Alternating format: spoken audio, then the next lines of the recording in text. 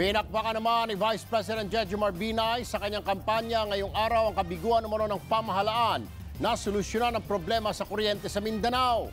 Macron Simon Gualvez.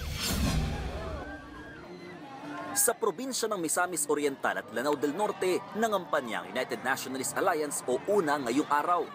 Sa harap ng mga residente, nagpasaring si Vice President Jejomar Binay sa kapalpakan daw ng pamahalaan na aksyonan ang problema sa kuryente sa Mindanao. Tama lamang kayong magalit kasi kayo ho ay napabayaan.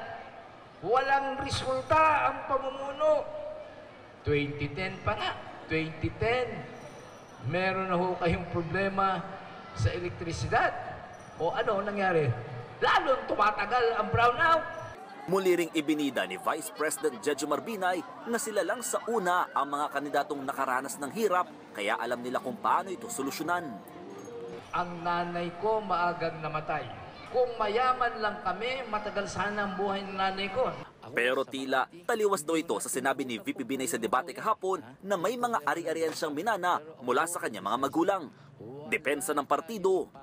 Siguro yung sakit na cancer, alam naman natin ang gastusin nun. So kinakailangan mo magpa-chemotherapy.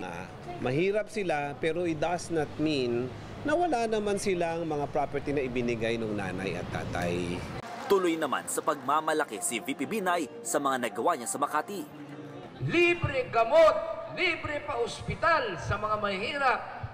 Matatandaang sa debate kahapon, binira ni Marroa si Binay tungkol sa dalawang mukha raw ng Makati. Ang Ayala na maunlad at ang Binay na mahirap pa rin. Sagot naman ng una. Sa opening statement niya, parang gusto ka agad mudslinging. No?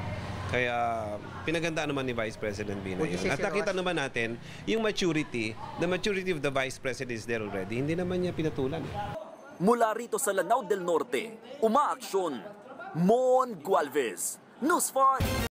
Be sure to come back. Use 5 everywhere. Copyright 2016.